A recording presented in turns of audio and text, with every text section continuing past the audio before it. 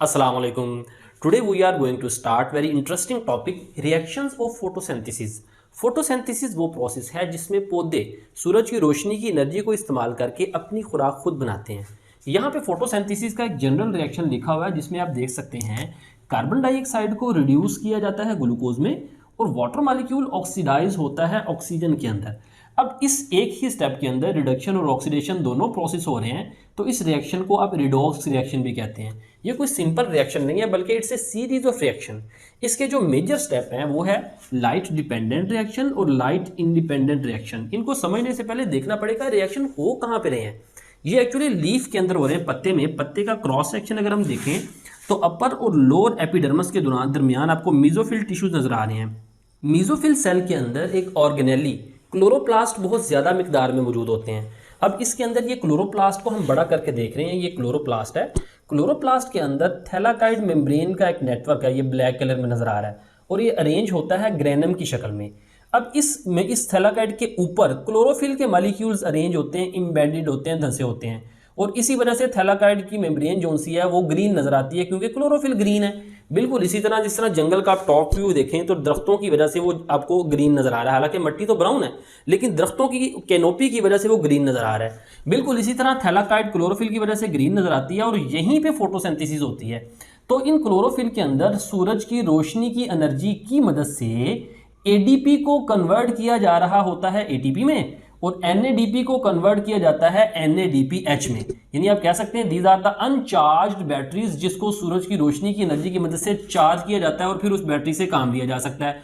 अब एडीपी के साथ ये जो इनऑर्गेनिक फॉस्फेट है ये स्ट्रोमा में मौजूद होती है, जबकि इसके साथ हाइड्रोजन जोड़ने के लिए वो हाइड्रोजन कहां से आता है? वो आता है यहाँ पे क्लोरोफिल के मॉलिक्यूल में। ये जो वाटर का मॉलिक्यूल है ये एज ए इनपुट इस्तेमाल होता है और उसको तोड़कर हाइड्रोलिसिस करके पानी के मॉलिक्यूल को तोड़ा जाता है तो दो हाइड्रोजन आयन बनते हैं, एक ऑक्सीजन का एटम बनता है। दूसरे पानी के मॉलिक्यूल को तोड़ा जाएगा, एक और ऑक्सीजन एटम बनेगा, दोनों मिलकर ऑक्सीजन गैस बना देंगे। और ये जो प्रोटॉन है वो प्रोटॉन NADP को रिड्यूस करेंगे NADPH के अंदर।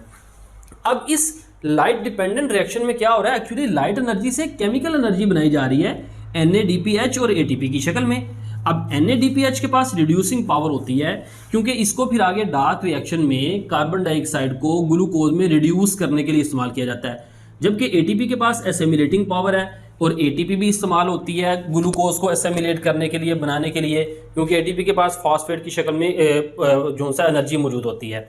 तो ये रिएक्शन हो रहा है थैलाकाइड मेम्ब्रेन के अंदर, इस थैलाकाइड मेम्ब्रेन के अंदर। जबकि आगे लाइट इंडिपेंडेंट रिएक्शन जिसको हम डार्क रिएक्शन भी कहते हैं, उसमें क्या होता है? उसमें सबसे पहले ये रिब्यूलोस बिसफॉस्फेट इनऑर्गेनिक कार्बन डाइऑक्साइड को मिलाकर 3-फॉस्फोग्लिसरेट कंपाउंड बनाता है और फिर इस 3-फॉस्फोग्लिसरेट को रिड्यूस किया जाता है ग्लाइसरल्डिहाइड 3-फॉस्फेट में। तो इसको रिडक्शन करने के लिए, रिड्यूस करने के लिए एनर्जी कहाँ से आती है? वो एनर्जी ATP और NADPH प्रोवाइड करते हैं। तो इसका मतलब है NADPH कैसे एनर्जी प्रोवाइड करता है? बाय प्रोवाइडिंग एनर्जाइज्ड इलेक्ट्रॉन या प्रोटॉन। एनर्जाइज्ड इलेक्ट्रॉन भी देता है, प्रोटॉन भी देता है, क्योंकि इसके पास यहाँ पे देखिए प्रोटॉन भी मौजूद है। और ATP प्रोवाइड्स केमिकल एनर्जी, यानी ATP केमिकल एनर्जी प्रोवाइड करता है और ये दोनों अपनी एनर्जी से क्या करते हैं? For reducing carbon dioxide into sugar. यानी इन दोनों की एनर्जी की मदद से कार्बन डाइऑक्साइड को शुगर में रिड्यूस किया जाता है। अब देखें इस डार्क रिएक्शन में डायरेक्ट सूरज की रोशनी इस्तेमाल नहीं हो रही, बल्कि ये ATP और NADPH बने थे, इनकी एनर्जी को इस्तेमाल किया जाता है। इसी वजह से इसको लाइट इंडिपेंडेंट या डार्क रिएक्शन कहते हैं। वैसे हो ये भी दिन के वक्त ही हो रहा होता है लेकिन इसमें डायरेक्ट सूरज की रोशनी नहीं चाहिए, इस वजह से इसको डार्क रिएक्शन कहते हैं। और फिर ये जो ग्लाइसरल्डिहाइड 3-फॉस्फेट बन रही है, ये सिंपल शुगर है, 3 कार्बन वाली शुगर। इसको इससे या तो स्टार्च की शक्ल में इसको स्टोर कर लिया जाता है या इससे अमीनो एसिड और फैटी एसिड बना लिए जाते हैं, या फिर इसको ट्रांसपोर्ट कर दिया जाता है सुक्रोज की शक्ल में। ये सुक्रोज जो सा ये ट्रांसपोर्ट कार्बोहाइड्रेट भी कहलाती है।